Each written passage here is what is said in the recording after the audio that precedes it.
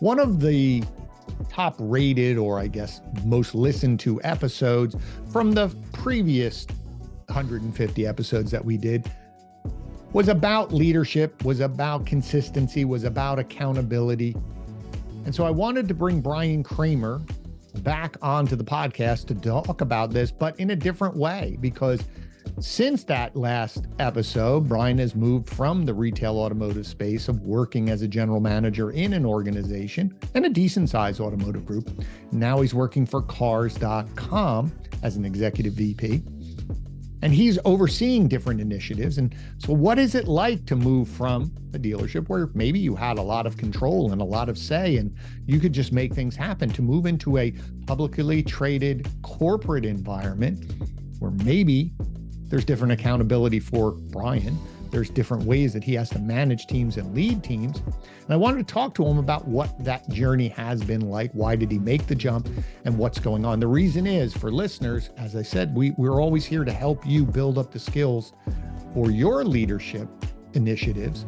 And I wanted him to share what he's continuing to do, what he had to learn differently, because everyone who takes over a new team has to learn those dynamics. And especially when you're in a corporate environment, there may be different demands. There may be different processes to push through your initiatives. So some great tactical advice, some great strategies. Brian is always a great guest. Love chatting with him. So let's dive into today's episode of You're in Charge. Now what? With Brian Kramer.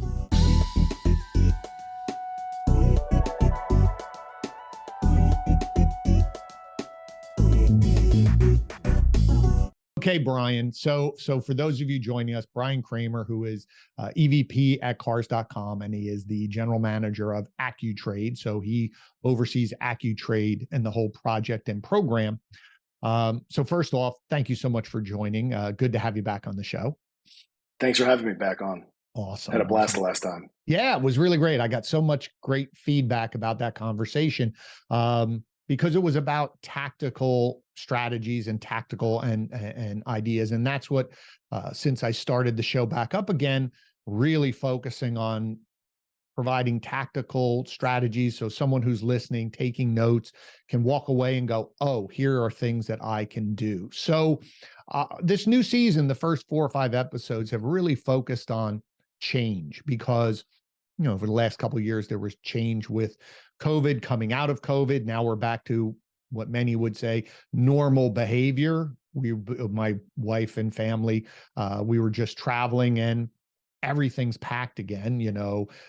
Amusement parks, Disney's packed, college campuses are packed, travel is packed. So, business is back to normal. So what does that mean? That's a good and a bad thing. It is. And well, let me ask you then, why do you think it's a good and bad? Well, I think it's good because the economy's there. There's high, consumer confidence and all the things that go along with it.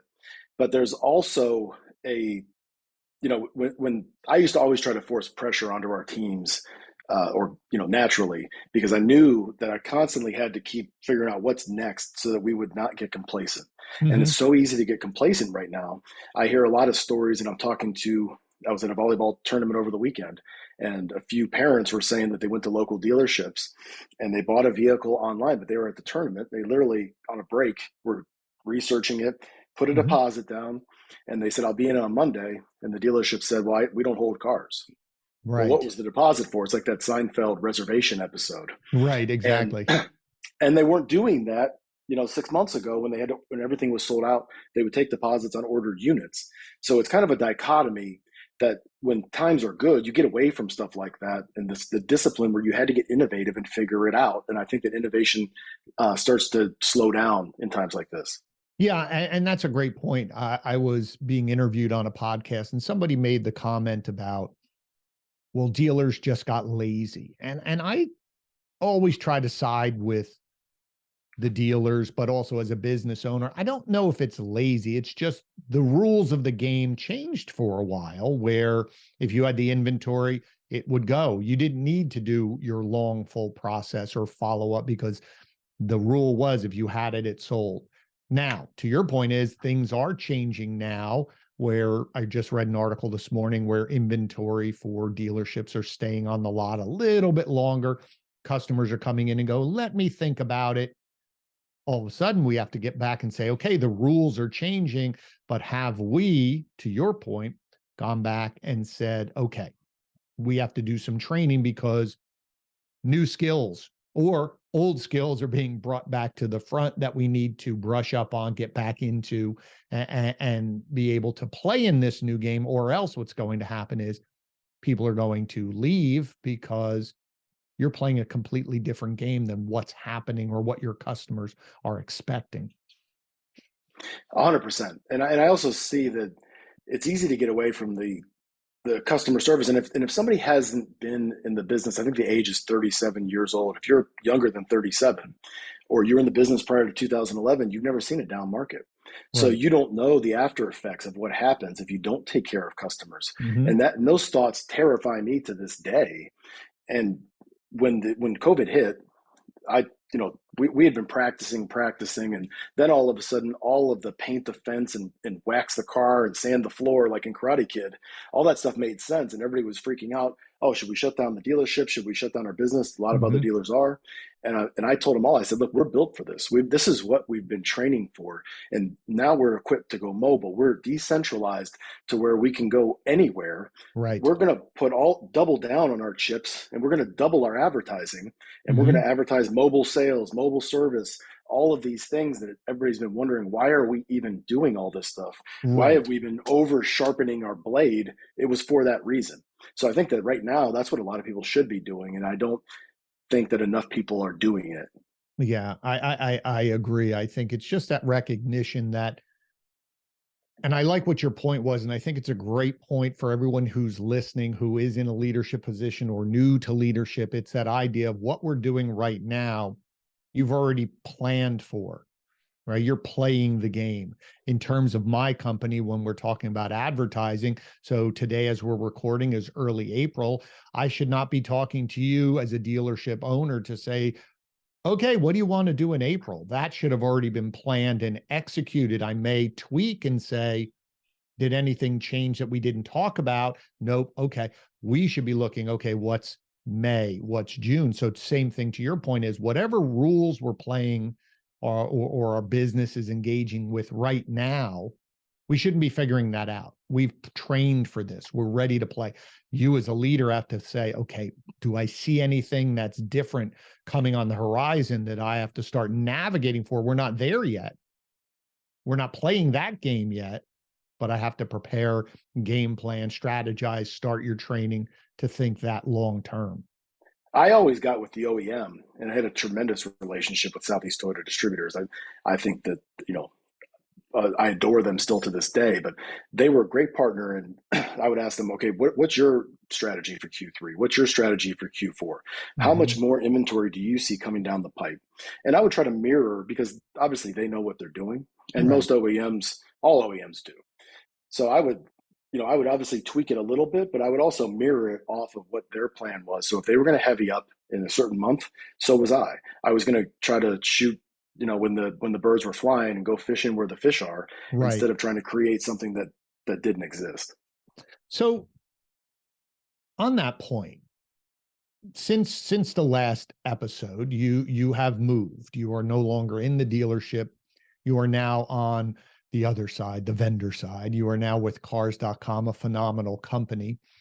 So for those people who are sitting out there listening, who may be thinking about changing organizations, be it dealer to ship to dealership, or moving from vendor to dealership or dealership to vendor, or creating your own company. I've seen a lot of people leave businesses to start their own consultancy.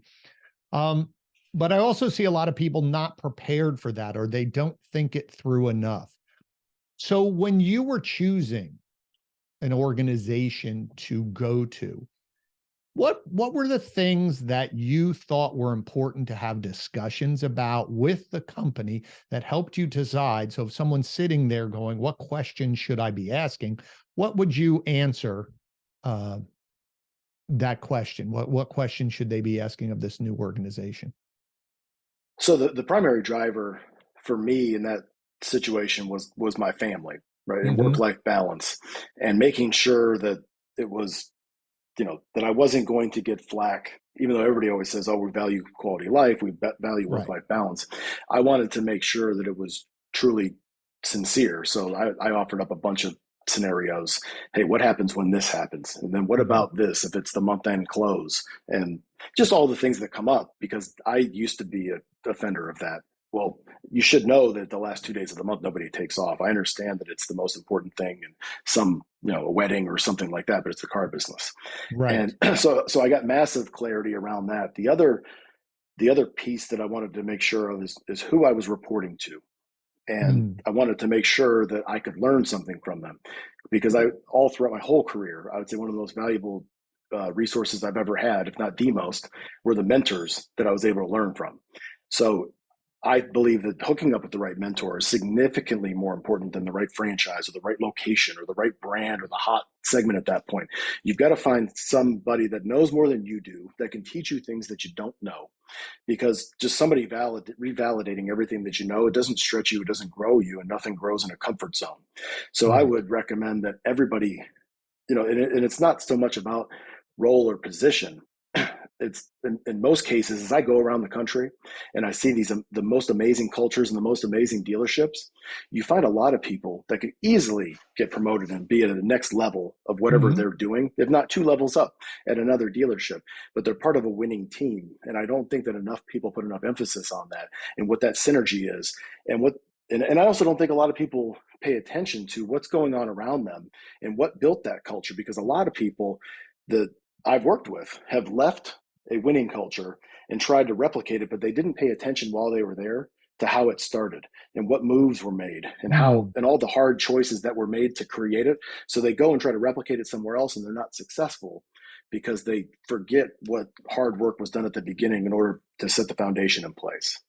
Those are great points. So those of you listening, two things I picked up off of that is making sure if why you're making this change, whatever that day to day is, because everyone is on their best behavior during interviews. Both sides are. I'm going to sell you on why my company is great, but asking them what actually your day to day is, or if that, in your case, work life balance is important. You gave them specifics. If my child has this, or I have this, am I free to go? So you're really clarifying so there's no surprises on the other side. The second thing was, who am I working with on the day to day, and who do I report to?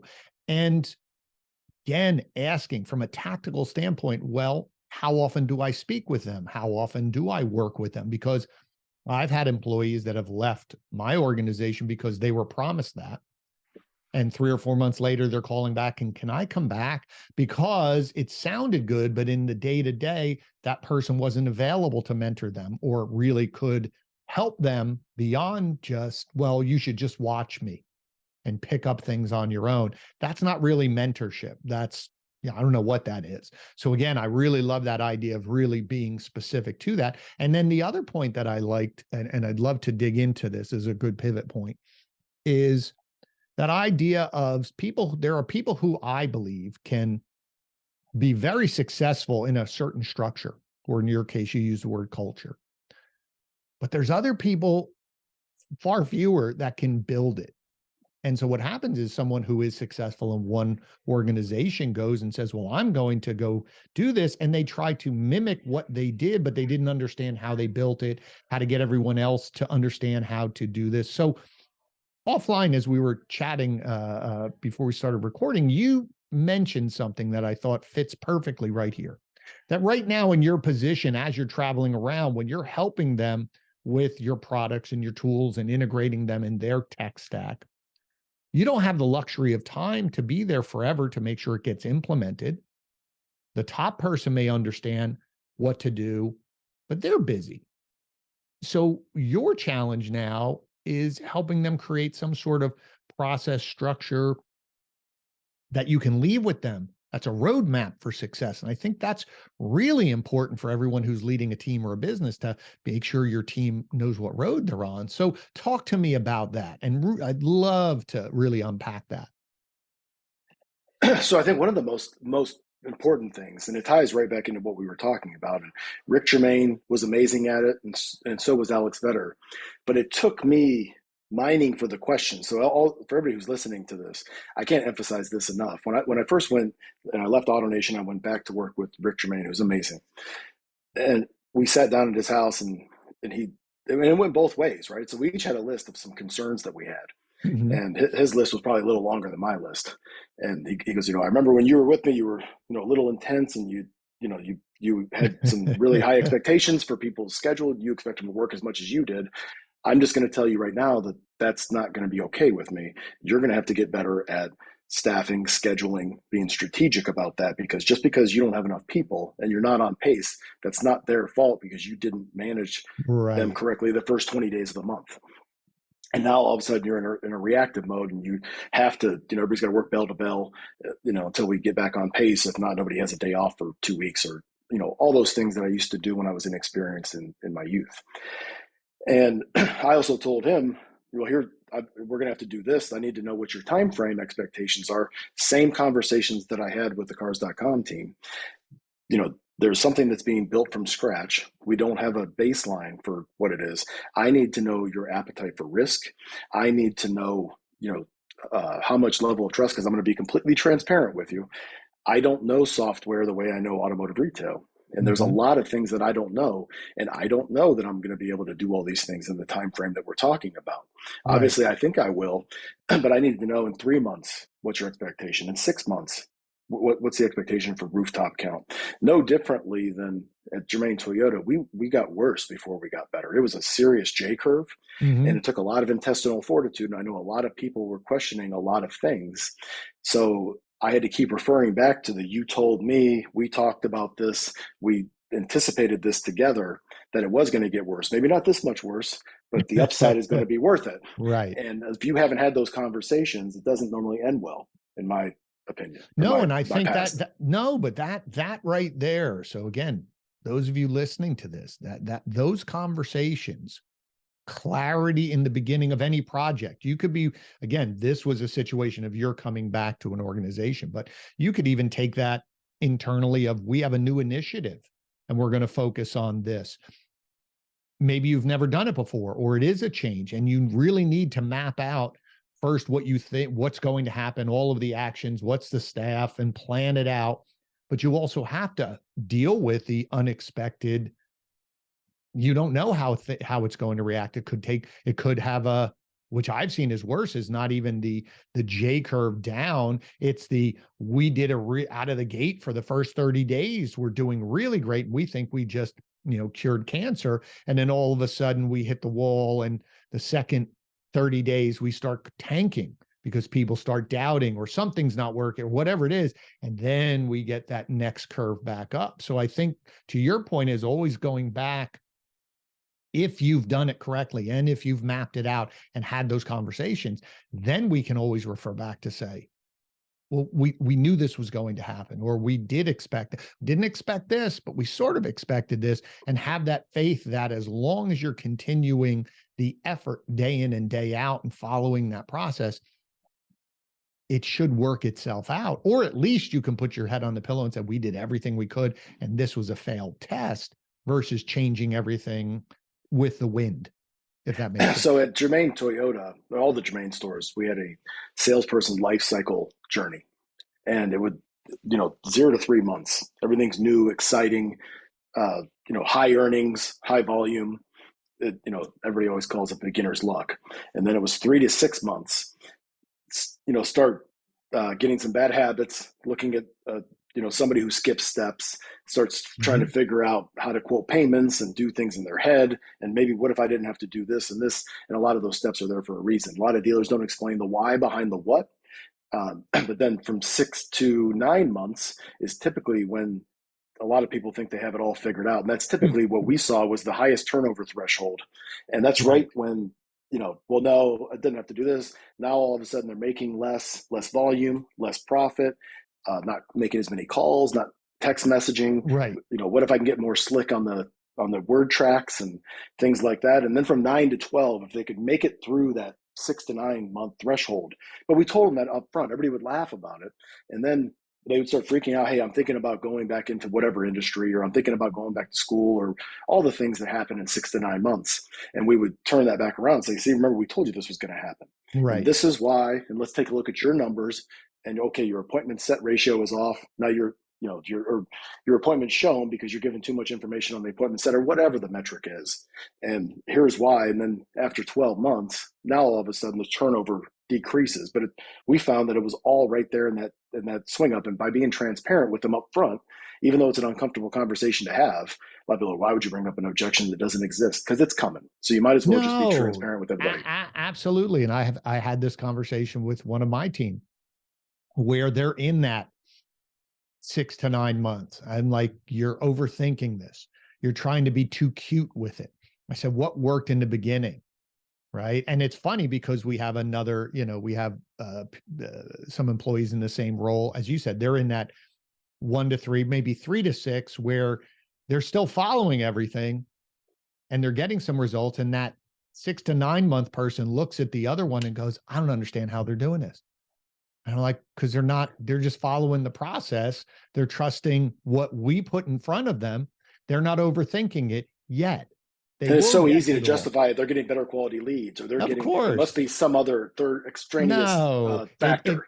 But it's so funny because this is a good tip for those of you who are leading, then the conversation just says, here, why don't we do this, Brian? Why don't we just go back? Would you do me a favor for the next 2 weeks? Would you just go back and follow the process, follow your checklist, follow the structure we have in place, just 100%? Could you do that for me? And then we'll take a look, because maybe you're right. Maybe I'm right. We don't know. But if you could just do it 100% for the next 2 weeks, no questions asked, would you be willing to do it? They're going to say yes, because they're probably at that 6 to 9 month paid time where they think, he doesn't know what he's talking about. I'm in the weeds down here. And all of a sudden, those 2 weeks, it unlocks them. Most of the times it's going to work into their advantage and our advantage, because they're out of their head and they're just doing what needs to be done to generate those results. But they need that path, which goes back to what we were talking about earlier. You're working now with Accu-Trade and you're going around to dealerships and you're talking about this. It's creating this process for them to hand off to someone. So walk someone who's listening to this and they're sitting there going, okay, great. They're finally getting to this. I have a team and I have to build this process and I have to make sure that something's in place so I don't have to be here all the time to micromanage them, as some people like to call it. So for you, how do you break it down? How do you start building this out? Or if you're in the middle of it, what's your thought process of how to get to the end goal that you want? So I think the most important thing, you got me thinking about it just the way you're asking the question. Most important thing is to realize what doesn't work. And everybody wants to have the microwave dinner version of this. Just tell me what to do, let's do it, and I'm going to move on because I got to do the next thing. And Right. it doesn't work like a 30-day sprint, like a typical transaction or a sales event does, or a big weekend. It's a DNA fabric cultural thing that if you're making a commitment to transformational change, if you think about it, everybody back when V-Auto came out had to change everything about the way speed to market, how they were taking trades, and how they were looking at the valuation of a vehicle versus what they were doing prior to that with pen and paper. Mm-hmm. And same thing goes with internet responses and what we're going to commit to internet. A lot of people, like I was put next to a computer, dating myself, and when I heard, you've got mail, I had to go over, stop the clock. That was the lead. That way we could still keep our margin. And then I would just call them up and ask them when they could come in. Right. And there was no metrics in terms of what the closing ratio was going to be, all those sorts of things. And so the same thing goes on if you're doing virtual appraisals, virtual service drive acquisition, all these different things that we probably should have been doing a long time ago, but the industry hasn't caught up to it yet. So if you're going through it, and I think one of the most important things is to realize is that it's not a quick fix and it's not going to be an overnight thing. And you're going to have to keep monitoring it, like e-com close, appointment set rate, appointment shown rate. Same thing with this, and realize that your look to book percentage won't be the same in the showroom as it is virtually, on e-com deals. And it's not going to be the same on a service drive acquisition. And I think that one of the biggest things for me is you got to win over the hearts and minds. And you have to get everybody into a room, when it's without distractions, and there's not everybody coming in, hey, I got a deal, I got this, I need to pull you Right. out. It needs to be quiet, strategic, like a like a skunk works thing. And okay, we're going to process map everything out. And and this is going to be a little granular, but I think it's critically important. This is how Disney does it, or any major organization. Let's first talk about what's the ideal journey of what you want the customer to go through Mm-hmm. online, in the service drive, in a perfect world. And each one has a box of the steps. And I want them to be able to get on the website. I want them to be able to evaluate their car in that experience, pull a payoff, and I want to from that point they can decide if they want to come in, or I can then work payments. They can Mm-hmm. then buy service contracts and everything on and on. Same thing for the service drive. And then you have to, after you have the ideal state, then you have to do the same thing for the reality of the current state. And you have to get on your website. Okay, what's step one? Oh, okay, well, we're giving a ballpark range. Okay, not Mm-hmm. the end of the world, but what about, is that going to cause a customer to want to keep going and transact with you online? Do you have the ability to upload documents? Do you have the ability to Right. choose all of these things? And I think a lot of people are like, well, that's kind of a lot. And what about this and what about that? Well, what about this and that are the conversations that need to happen. And what's the worst case scenario? And maybe we should do it, maybe we shouldn't. And but whatever that answer is, everybody needs to be on the same page, and you shouldn't move forward with organizational change until you have that consensus that, okay, what's the worst thing that'll happen? Because we're kind of screwed either way. If we don't give them a number, they're going to get onto another provider's Right. website that's going to acquire it. If we do give them a number, now we can't steal the trade. What's the financial impact of both decisions? Because I think a lot of people don't go into that and say, okay, scenario A is costing me X, but scenario Y is costing me Z. Is that number more than that? And what's Right. in the best interest of the customer? And those are the kind of conversations that I don't see happening enough, that Well, everybody's going to, I don't think they're to your point here is I don't think they're getting that granular. It's very conceptual at a high level. And what I see a lot of times when I'm consulting with dealerships or even internally, when we're building out processes and having this discussion, is everybody's trying to always focuses on the odd event, right? The 20, I always the call it, outlier. yeah, they're focusing on the 20% of the chaos, so to speak. I was like, well, I want to design it for the 80% of the normal day to day. There's always going to be this, but if we design it for the 80% of normal and we have the flexibility of when this happens, we have either certain people we go to who can handle that and make that decision versus 15, 20, 30, 40 different processes for every scenario. But I think where people go wrong, and I'd love your opinion on this. I've been rattling this in my head. I started helping a couple of dealerships with this idea, like you just said, of a process. I kept saying, I called it vertical thinking for a moment because it's always horizontal. Like we try to accomplish all these things and nothing ever gets pushed across the finish line. But to your point is, if you said, let's think vertically, if the only thing we had to do today was figure out how do we give them a price online, that's all we want to talk about. Nothing else. Don't talk to me about when they get here. Don't talk to me about anything else. That only. What would be the steps? What do we have to do? What are we willing to do? And then you start mapping it out. And now you go, okay, there it is. And now you say, okay, great. Well, only thing I want to talk about is when they get here, what's this? How do we handle that? Ding, ding, ding, ding, ding, ding, ding.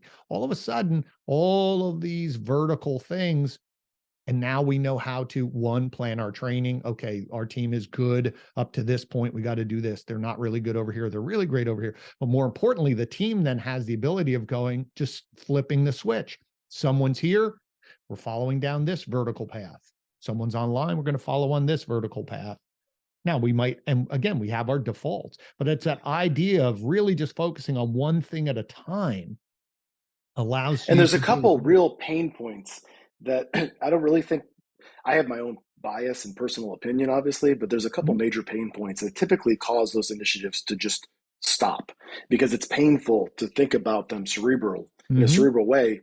And they're like, look, can't we just go back and sell cars?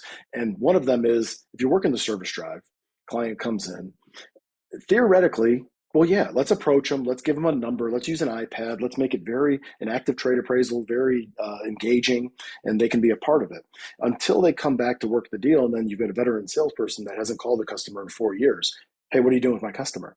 Right. Because the clarity on the who's the custodian of that ownership and who has custody of it on a split deal policy is not clear. So what happens is the new salesperson that's excited and is selling that, it has an opportunity to acquire the vehicle, a very desirable one that we need. That awkwardness of not wanting to have that conversation with the veteran just causes the whole thing, and I see it all over the country, causes it to stop. There's a few other ones when you're talking about, okay, so is that an internet lead? Is that a sales, but it's an internet lead that came in, same thing, hasn't been followed up with in 4 or 5 years at all. Yet, we still have to give half the deal to this person. No, but see, there it is, vertical thinking again. You say, okay, let's talk about this. I sell you a vehicle. What is my responsibility to retain you? What am I doing to keep you engaged with me until either you give me a recommendation for someone else, or your lease is up in 3 years, or whatever time frame you're ready to come back. Now, if I haven't done that, like, I should know if you're my client and I'm taking care of you, I should know you're in my service drive and come and visit you. But again, that's where you look at it and say, well, you haven't done anything with this client for X amount of time, whatever that is. You frame it out. I did that for my team a couple of years ago. I said, if I don't see any engagement for the last few months, they go back to the house. And if they come back in and you missed a round robin, sorry, but you haven't done what you're supposed to do. Example. I come to your conference 3 years ago, write down all this stuff. We need to go paperless. I come back all charged up, which you should always have a 1 week wind down as an operator or GM before you go dump all this stuff on your staff. I violated that. And I said, look, here's how we're going to do it. I've already penciled this out. Everybody get in the room. You can poke holes in this. Tell me why this isn't going to work. Oh, that makes total sense, right? So we connect it. Jared Kilway connects all the plumbing, totally digital. Boom. Advertise it, promote it. We're charging the hill. First weekend, a couple customers come in. Well, one customer decided to buy the entire vehicle online, put a deposit at the end, but thought it was like Amazon Prime, and just came in expecting the vehicle to be parked out front, which they should, based on all the marketing and everything. And the car was being delivered by another salesperson. And we didn't have a process in place. So everybody says, well, that customer should know better. How could he not know that, we don't hold cars? Well, because we don't say it because they don't. On the website. And we don't explain the expectations to everybody. And we haven't had that conversation with ourselves. So after everybody got the biases out of the way, I go, let's just take Mr. and Mrs. McGillicuddy and let's just break down their entire process from start to finish. And now let's insert where we went wrong, and we had to pump the brakes, and we had to turn a bunch of things off for a second while we retooled. And I'm like, look, there's obviously a consumer appetite that wants this experience. And the interesting thing is they went to a large online retailer, the second largest there is, and the same thing happened to them with that online retailer that advertises the same thing. So it's not as if it was exclusive to us, and I said I could care. They did it too. I could care less about that. Here's what I do care about. There's something here, and we're going to figure it out. It might take us like a Rubik's Cube a long time to unlock it, but we need to figure out the correct ingredients to this recipe, because there's a consumer appetite that wants to transact this way, and nobody else is meeting that need, and we're going to deliver it. And we eventually figured it out, but it was painful. And a lot of people are like, look, can't we just go back to selling cars? That would be the easy way. And that's where a lot of people give up until something like COVID hits or something. Then you're regretting not having done the work. But it's not even it, but it's also being aware of what the consumer wants. I think, in this case, I think a lot of people, as sometimes in automotive, it tends to happen, is everybody runs to one side of the boat. So as soon as there were, online people buying cars, whatever volume, didn't matter. Oh, everybody wants to. Like it became everybody. There was no middle ground. Sort of like the EV conversation. Everybody wants to go EV. Like, well, wait a minute. What about the hybrids in the middle here? But to your point is, if customers were saying that their appetite was, I just want to be able to save time, I can figure out a payment, because remember, all of this DR conversation, they've had trade-in tools in the past. They've had payment calculators in the past. They're used to it. Now, Was it all together? Was it smooth? Was the customer experience when they got to the dealership, did they remember? Separate conversation, but that's what you were trying to say is people don't want to be surprised when they get there, because it's like ordering your food online. You order it online, or you call them up and they say, here's your food. And you go there and then they say, oh, I'm sorry, what did you want? Or, oh, I'm sorry, you got to talk to somebody else, or the order's completely wrong. That's just common customer service. And I think that, to your point, is we're getting better at it, or dealers are focusing on this. And now with in your new role traveling around, you're seeing all of these different varieties of, from the people who've got it completely figured out, to they don't want to do it, to somewhere in the middle. But it does take that conscious, continuing re-examining of your results and your process, and you're willing to tweak to keep moving forward. And as you said, it would have been just as easy to go, forget it. But long term, that's not going to help you. Like a lot of dealers that I see, I'm like, well, what's your hold process? Well, we don't hold cars. Okay, do you take deposits and inbound units? Well, yeah, of course. Okay, so that's kind of holding a car. No, that's ordering a car. What about used cars? No, we don't hold used cars. What if it's a customer on a $10,000 deal that lives 2.5 hours away and they don't have a day off for 2 days, but they give you a $5,000 deposit? Oh yeah, we'd hold it then. And that's what I'm talking about. Right. I'm talking about the clarity for the consumers, whatever those answers to those questions, because a lot of people will get in the weeds with me on what the right answers are to those scenarios, but it's not about the right answer. It's about the consistent answer. That if you ask your salespeople, you ask your finance managers, you ask the sales managers, you get the same answer. And that's what I rarely see, is the consistency of the answers. And everybody's not completely on the same page. Well, there's this one outlier or this one situation. It's like you said, just go after the 80%, and the 20%. Those are the ones that bubble up. And that's what causes, in my past, or what I see now, GSMs and GMs, service directors, get bogged down into way too many things that aren't in the 20%, and they get bogged down into the 80% because they haven't made the 80% clear. No, and that folks, if anything, right there, what Brian just said is that if you design your process. So for example, I'll give you an example. So I was working with a marketing manager to help them organize their day. And he was saying, I get pulled in a million different directions, very similar to a general manager getting pulled in a million different directions. And I said, okay, well, how would you spend your day, right? We went through the vertical thing about each of their projects they're working on. And I said, okay, Brian, if this was the only campaign or project you had to work on, nothing else, what are the steps you would do to make it successful? And it was easy. They went, here you go. Great. And then I said, well, then how would you structure your week or your days? Here's the key. If nobody bothered you, and of course, everyone laughs and goes, oh, that's crazy. People are going to bother me. I said, just trust me, do it. If you did it and nobody bothered you, what would your day look like? What would you? And they had it. And I said, but see, there's your roadmap. You know you're going to get pulled away, but your roadmap is still in place. So when you're done, you can come back and go, okay, let me pick up where I left off, and I keep going. So to your point is, if I have all of this mapped out for the 100%, and see, this is the key. It's 100% of the time. If everything worked, this is our process. And if you follow that 80% of the time, it's going to go, and then you can deal with the 20%, but everybody knows what the process is and they're executing it the same way, right? Like you said, if anybody doubts it, or you're wondering if your team is on point, like Brian said, go ask all of your team, whatever team you lead, go ask them, pick anything, ask them all the question. And the key is, are you going to get the same answer from all of them? And until you get the same answer, you still have work to do. Exactly. And then you have to figure out, is it you as the trainer? Because to what we were talking about earlier, to Brian's point of this whole, his new project of trying to create these processes, is if I just tell someone something, they're going to interpret it in their head. And then I come back and go, how the hell what happened there? Versus I know that either if I can get 8 out of 10, then I'm doing a good job communicating. I got to figure out why the 2 it's not clicking with them.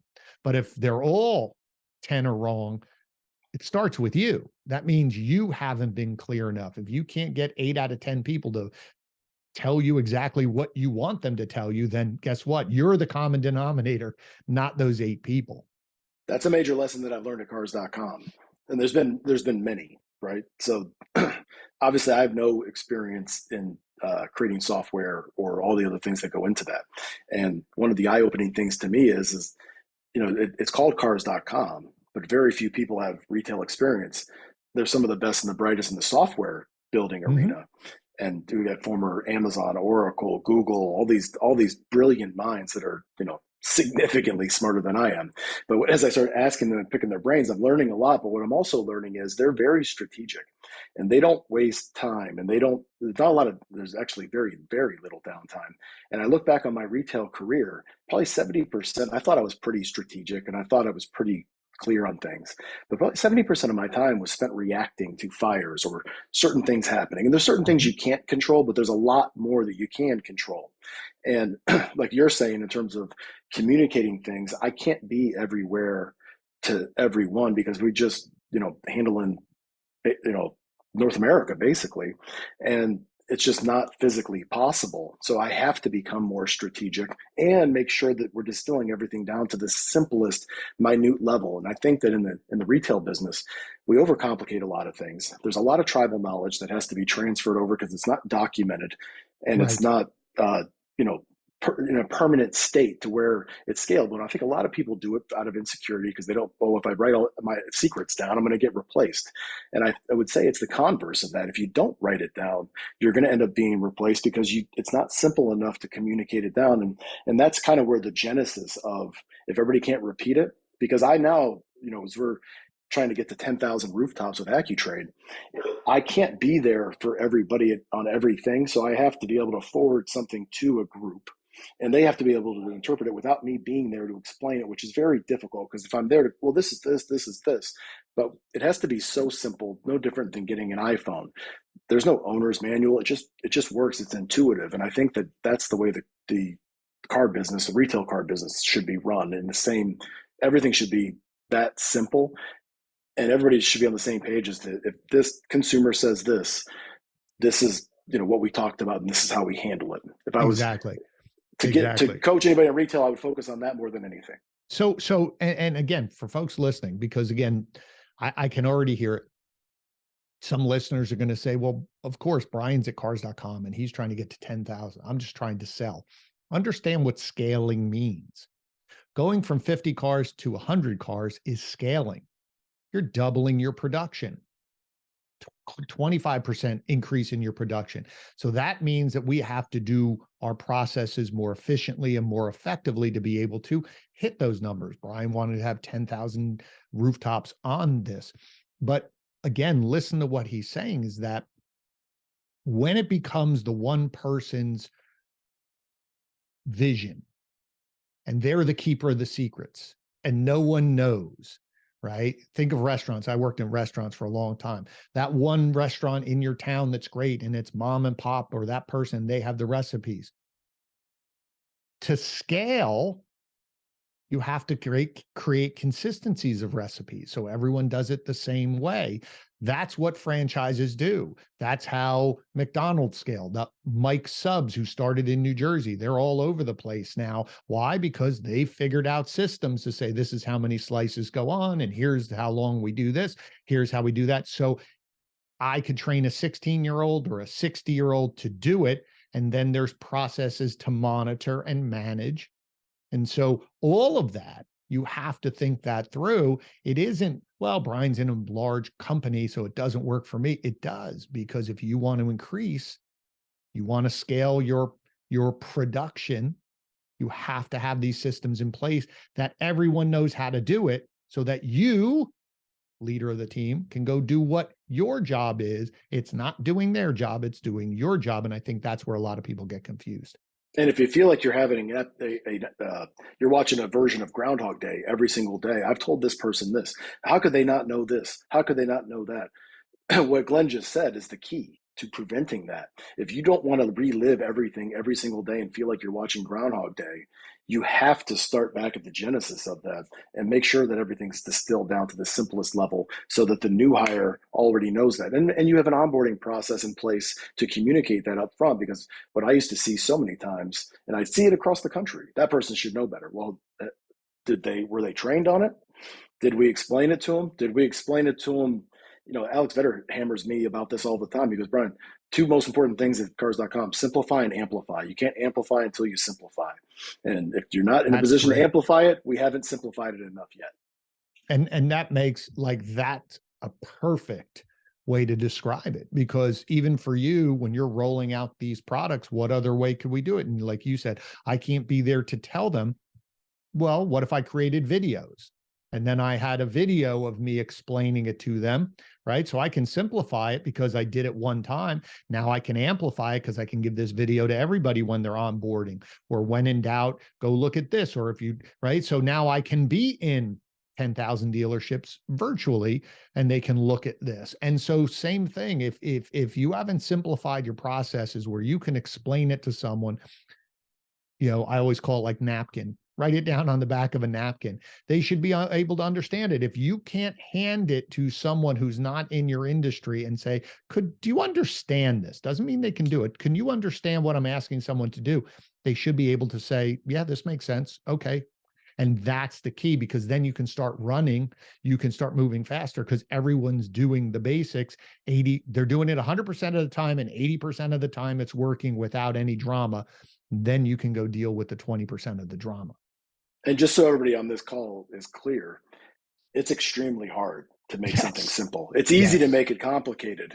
So if your brain is hurting, I typically have to do it in a quiet room or an airplane, because the interruptions of just doing things every single day is what causes you to say, you know what, I'll deal with this later. Mm-hmm. But digging through and figuring out, and then taking it to people that are, it's one of the really interesting things and fascinating things to me is I work around with a lot of non-automotive people, and a lot of the questions that they ask are just knowledge that you have to be in automotive retail to know what all these acronyms are and all this vernacular of what they think. What does that mean? And what does that, because there's a level of trust, and I'm not going to, come across and go, oh, that's a stupid question.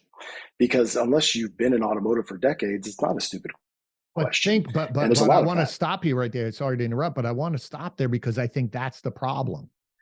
Because we all we all hear this voice in our head that says they should know this. And we think it's too basic. Right. So I tell this story because I did a webinar at one time back in the day for one of these organizations. And they said, I want you to do analytics basic, like basic, like no one knows anything. And I'm writing this presentation up of, here's how you log into analytics. Here's how you change the date. And I'm thinking to myself, I'm going to be laughed off of this webinar. Like, this guy, who is this guy? We know this. It was the most successful webinar in their history, because someone said, no one ever took the time to walk us through it. Like, we don't know anything, because guess what? We don't know, and we're too afraid to ask. And so to your point right there is that when you're little things like someone from what does CRM mean? What does this mean? What does this mean? You should be writing it out and going, ooh, if they're asking, guess what? That new person's going to ask the same thing. That other person's going to ask that same thing. We should create a vocabulary list for them, or whatever it is to solve that problem. I kept saying PM, and everybody in our organization, that's a product manager. Right. In retail, it's a performance manager. Right. And they weren't asking the question for a long time, because they're like, why would you have a product manager doing that? It's the reason why I didn't attend some of your events for a few years, because until I had Jared Kilway working with me to be able to, privately explain to me, hey, what's this and what's this? I think I know what this is, and I understand click-through rate, but what's good, what's bad? And I didn't feel comfortable raising my hand at that point, mm-hmm. because I think a lot of people, or at least my perception is that a lot of people knew. So it wasn't until he started being my Rosetta Stone to explain a lot of that to me that right. I felt comfortable asking more questions and being more vulnerable like that, because I had more trust, I guess, or more confidence. So to sort of put a bow on this section here, that's what I want listeners to take away. If you're building processes, don't be afraid to do every step. Don't assume they know. If they know, it's okay. They'll just speed through it a little faster. But what you're doing is you're allowing them to receive the information that maybe they don't know, but they can't raise their hand and come to you as their leader and say, hi, I'm sorry, I don't know what this means. And they've been there for a couple months. They're never going to ask it. And then you're frustrated, they're frustrated. And more importantly, you're never going to be able to scale because everyone's hiding the fact that they don't know something because they're either embarrassed, they think they're going to be fired. So go back and really write it out as if you're going to give it to a 15-year-old, 10-year-old who's not, or a friend of yours who's not in automotive, has absolutely no idea about anything. Give it to them. My mother used to write, edit some of my articles. I'd have her read it, and she would say, "You're doing that automotive speak again. I don't know what that meant." So if I could write it in a way that she would get to the end of it and goes, oh, "I understood everything," I was going, "All right, I got it. It's clear." To everyone who's out there versus you're writing to an audience who you assume they know, and a lot of times they don't. So don't make that mistake. So I would add one last thing. Sure. I would also, and it might be the most important thing, is to let your team know that it's okay to fail, but it's not okay to not take risks or to even try it.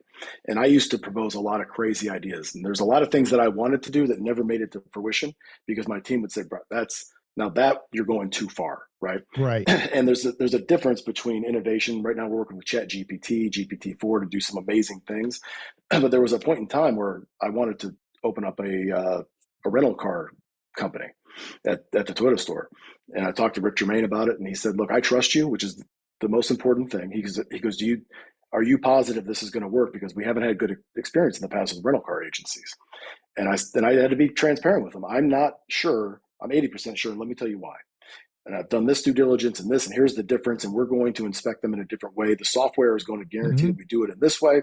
And I had a plan. I said, but I'm not 100% sure. Now, it was wildly profitable, but we didn't know that going in. So I think it's very clear not to say, yep, I'm 100% sure this is going to work. Because if it doesn't work, you're going to lose a lot of that deposit withdrawal. And same thing with any digital transformation, you've got to tell the team, hey, and you've got to be willing to take the feedback. This is what I want to do, and this is what I'm thinking. Instead of telling them why it will work, have your team tell you, poke holes in this and tell me why it won't work. And that's what I've seen work across the whole country.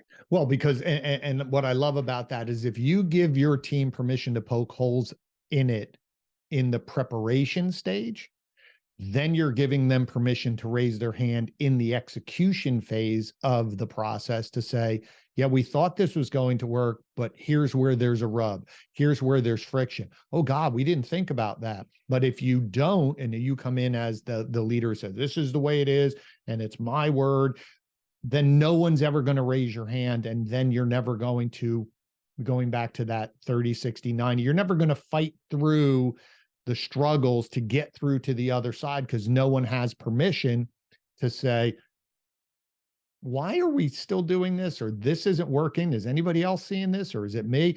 That's what you want. So I love that. Give your team permission to poke holes in the beginning. When it does work, then the team comes back a year later, the same ones that had concerns about it at the beginning. And they say, can you imagine that we used to do business the old way? Right. Or can you believe that our competitor is still doing this? How crazy is that? And more importantly, you might have one of them come up to you and say, hey, I was thinking, I had this idea, which could be the next iteration of it that you didn't think of, but they're in the weeds of it. And they're going, hey, I was thinking about something, right? So because you've allowed them to think, you've allowed them to come up with ideas. No idea is silly. And more importantly, you've allowed them to fail. And it's a safe place because that's the only way we learn is we learn because we remove all of the ways that didn't work, right? If you really think about it, that's all what it is. It's just removing, we're just removing the ways that don't work, and we're just focusing on the ones that work, and we're going to get better at it and better at it and better at it. And all we're doing is throwing these out. And it could be because they don't work or surrounding, as we talked about in the beginning, the circumstances, these don't work anymore. We still like it, but the customers don't. So it doesn't matter what we like out, and we just keep moving on and removing all of and that's okay because that's the way we learn and get better. Here's a last example. It took me forever. waiting for salespeople to get payoffs, right? And so at one point, once we had exactly what you just described, manager comes up and they said, would you be okay with giving XYZ salesperson access to be able to pull their own payoffs? And the initial reaction was pull their own. No. You'd have to give them access to either Route 1 or Dealer Track. There's no way to give, we hadn't ever considered it. So you immediately, the instinct is to scoff at it. You can't, there's proprietary information, there's PII, there's all this other stuff in there. But then I one day got so frustrated that now it's on my radar. I'm watching how long, 15 minutes, 20 minutes on the phone, as all the lenders are going to a digitized process. But if you're not in, if you have to call them and you can't pull that up, so now they're putting undue burden on the desk. And I'm like, is that the best use of your time to be pulling all these payoffs all day long? Yes. What if we just decentralize this? So we try it with one, try it with two. The world doesn't come to an end. There are ways that you can do that. Now, as the new salespeople were coming in a year later, they said, I had a credit union. I had to call and get a payoff. I've been on hold for 20 minutes. This is the most, I don't know, tell the customer. And of course, everybody's chuckling because they said, well, a year ago, that's what we did on every single payoff. Right. So I would, if to your point, Glenn, if you don't have that level of trust, your managers will never bring that up of how insane that is, and how many hours and days and weeks in a year that you're wasting on both sides and affecting the consumer. That's the key to it. Oh, you can't do it in under 60-minute delivery.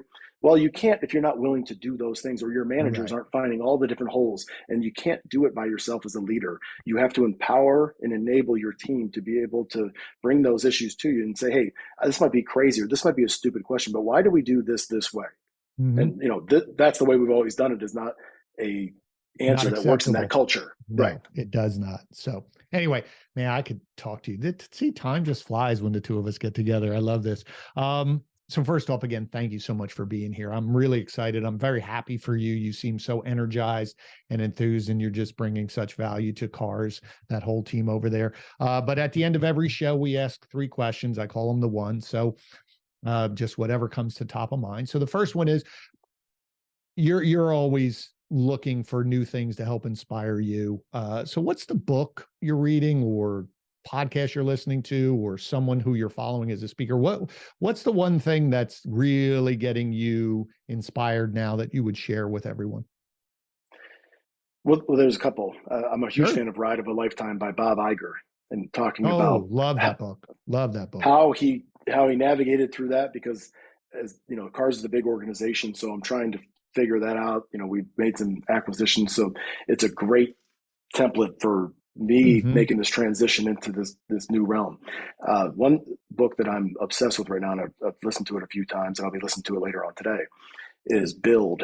And it's by, I think it's Tony Fassell is his name, but he's the creator of the iPod 4, the iPhone, he's the product manager for it. But he also, when he left Apple, he left and he had a house up in Lake Tahoe. Whenever he went up there, he would have to take 8 hours to warm up his house. So he invented something that we now know as Nest. And it was a phone generated thermostat. But the more interesting part about what he did with that I'm trying to emulate at Cars is, Doug Miller, our president's actually the one that brought it up. And he said, I received my OBD device in order to activate it. And it came in a FedEx package. And it was, that's great, but why isn't it like a ceremonial event? Because he's non-automotive retail, right? Right. And he said, I would think that it should have a box, and I would open it up, and it would be self-explanatory. There's a QR code. Now that goes into a series of videos. Similar, and I was just installing a new Nest thermostat, and I said, I'm going through the same thing. And Nest has taken something that's very complicated and made it very simple. And that's what our goal is at Cars, is to do the same thing with automotive retail, that it should be able to, as the new workforce emerges, and like you were saying, there's a lot of turnover, that everything's self-explanatory in the same way that it is to, used to be, it was only electricians. So that book, Build, he walks through how he made everything simple and how many times it was never simple enough, and they kept on hitting a wall, and he goes through the kind of the process of how hard it is to make something simple, but why it's worth it in the end. Love that. Great. We'll put both of those books in the notes. Okay. Number 2, what's the one thing you're working on for yourself personally right now that a year from now you want to look back and say, I'm glad I did that. I put in the time to change that about myself. What are you working on yourself? making sure that I'm attending every one of my daughter's volleyball games. Oh, I was just in one in Atlanta. Next week, I'll be at the one in Chicago. And knock on wood, I haven't missed one yet since I joined Cars.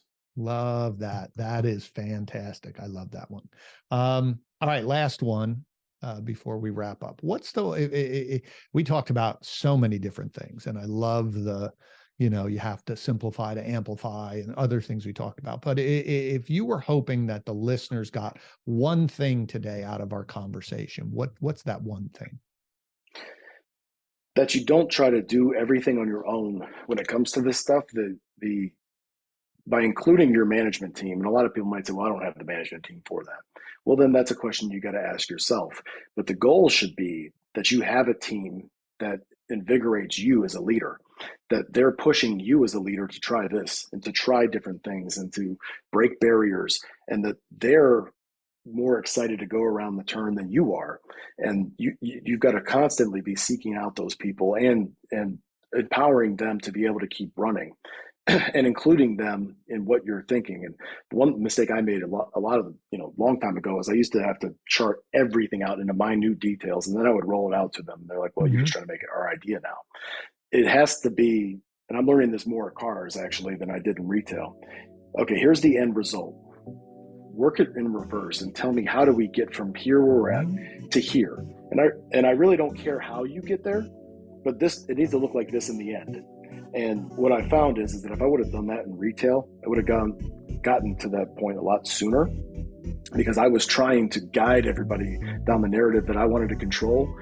And who knows what would have happened if I would have allowed them all just to write it out. And this is the end mark, the destination. This is the flag that we're going to plant. And you all tell me how we're going to get there. Right. And I think I would have done it that way. It would have been more interesting.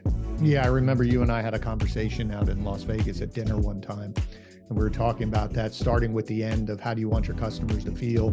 What do we work backwards? What do we have to do to make them feel that way? Then we make that a process. Then what tech do we have to do? You see what I'm saying? But like you're saying, yes, if we do it backwards versus trying to push everything down, it makes it much simpler. Well, like I said, I appreciate you and appreciate you taking the time. This has been phenomenal. So for the audience, how do people connect with you? Because I'm sure there's a lot of people out there who either already are or want to talk, reach out to you or connect with you or follow you.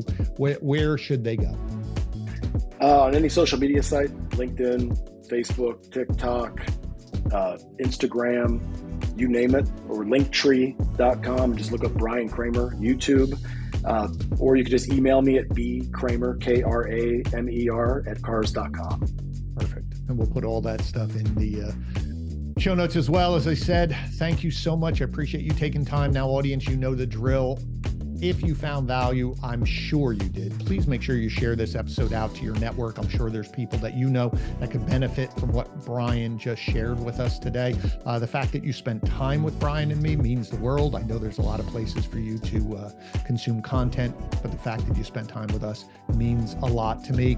So make sure you subscribe, like the videos. You can, again, if you're watching us on YouTube, awesome. If you're listening, wherever podcasts are, you can find the show.